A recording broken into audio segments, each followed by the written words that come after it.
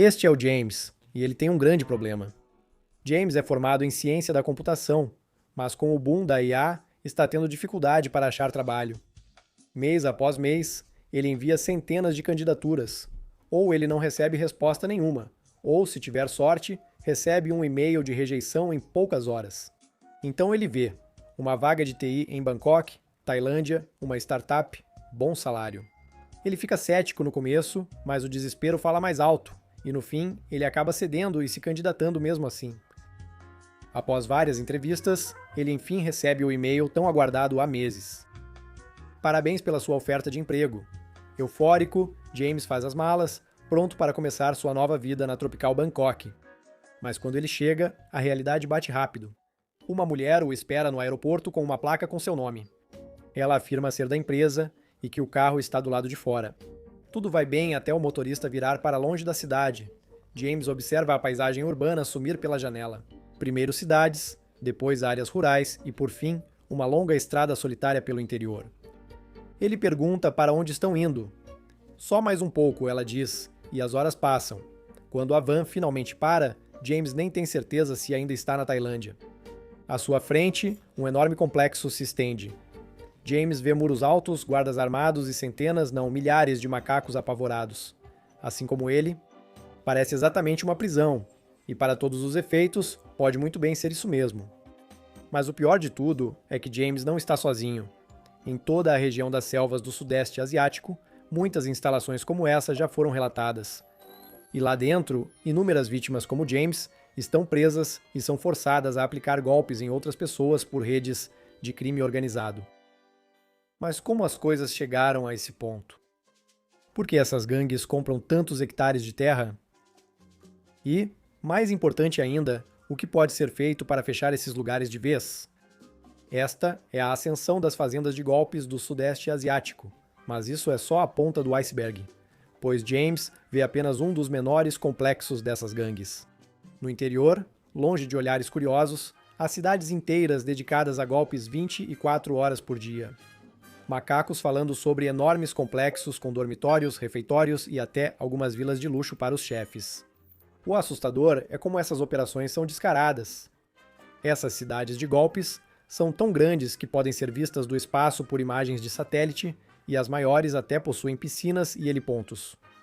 Imagine viver ao lado de uma comunidade fechada, mas em vez de cercas brancas e ruas calmas, há guardas armados e portões com arame farpado. Mas como eles pagaram por tudo isso? Enganaram a vovó?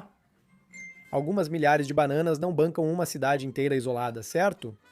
O macaco queria que isso fosse verdade, mas a indústria global de golpes cresceu muito nos últimos anos, porque só em 2024 operações de golpes, baseadas nas selvas da região do Mekong, pense em Myanmar, Laos e Camboja, acumularam impressionantes 44 bilhões de bananas em ganhos ilícitos. Para colocar isso em perspectiva, isso equivale a aproximadamente 75% de todo o PIB de Myanmar. E, globalmente, especialistas estimam que o setor vale de 70 bilhões a mais de 200 bilhões por ano. E, infelizmente, os macacos analistas temem que esse número só aumente. Porque só no Camboja, operações de golpes geraram 16,4 bilhões em 2023. Enquanto os centros de golpes em Myanmar abrigam mais de 120 mil trabalhadores traficados, as Filipinas invadiram um único complexo em 2024 que abrigava literalmente milhares de vítimas. Como James. Mas por que precisam de tantos macacos para manter esses lugares?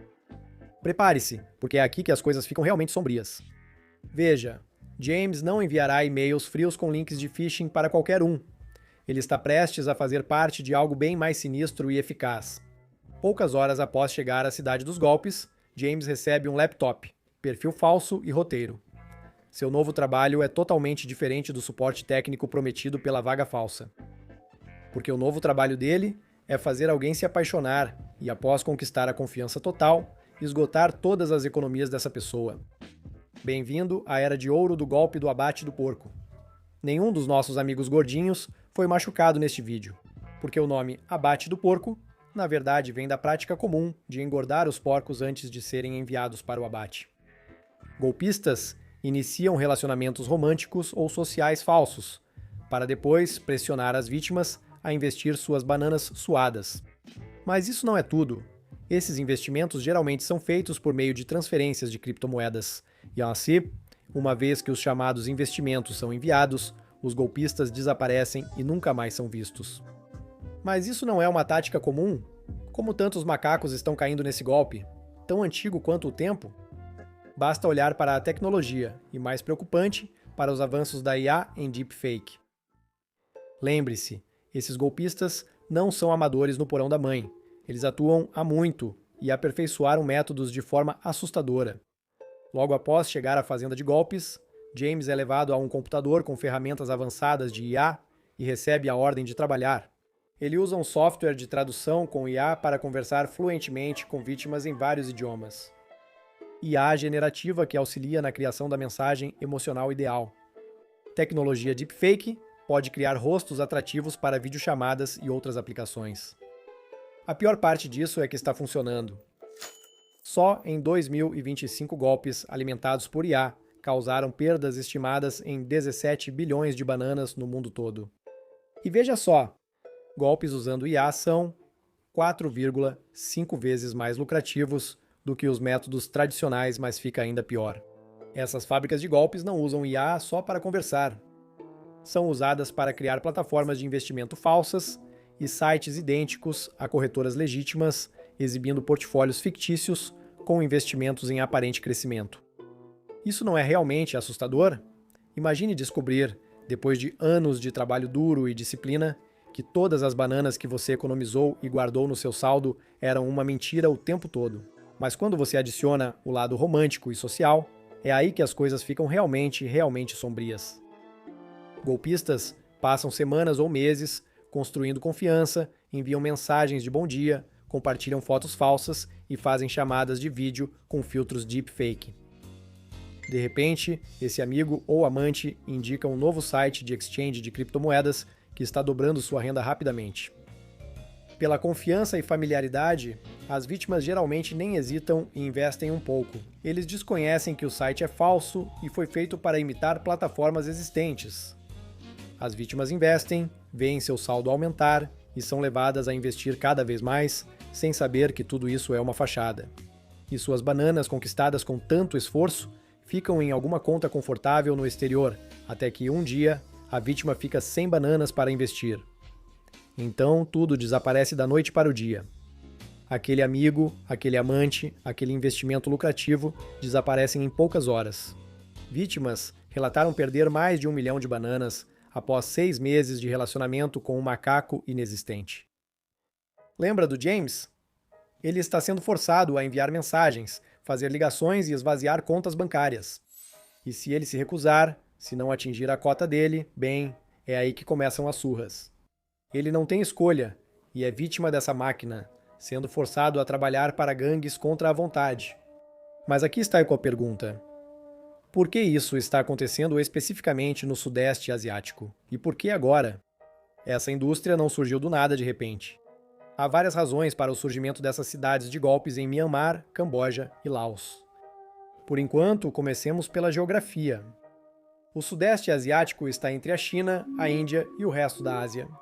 Ideal para o tráfico de vítimas por suas fronteiras extensas e distantes das cidades, o que dificulta a presença de autoridades. Myanmar, Laos e Camboja possuem regiões de fronteira remotas e rurais com pouco controle e supervisão governamental.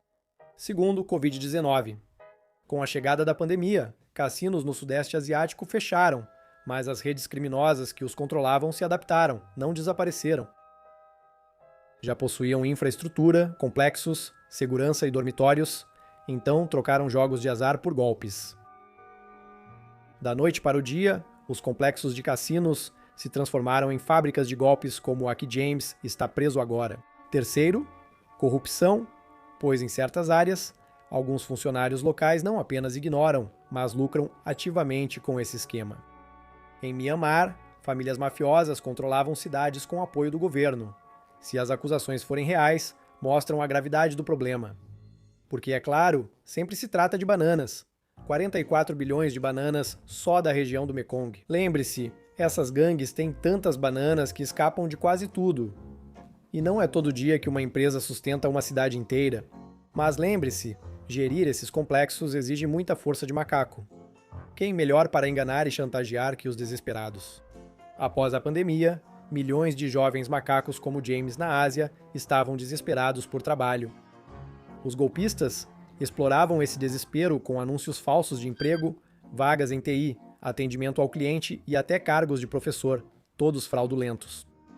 Quando percebiam a armadilha, já estavam do outro lado da fronteira, sem como voltar para casa. Agora temos todas as peças: fronteiras porosas, impactos da era da Covid, autoridades corruptas, bilhões em lucros e fluxo constante de trabalhadores desesperados. Cidades de golpes visíveis do espaço surgem assim, criando uma indústria que supera o PIB de alguns países. O mais assustador é que isso continua crescendo, pois aplicar golpes ficou mais fácil, barato e lucrativo. A IA faz a tradução, os deepfakes fazem a parte convincente e as criptomoedas fazem a lavagem de dinheiro. É fraude em grande escala. A questão é, se essas quadrilhas atuam abertamente, por que ainda não foram detidas? Lembre-se, James é só um entre muitos nesse centro de golpes, que integra uma coleção crescente de cidades desse tipo nas selvas do Sudeste Asiático.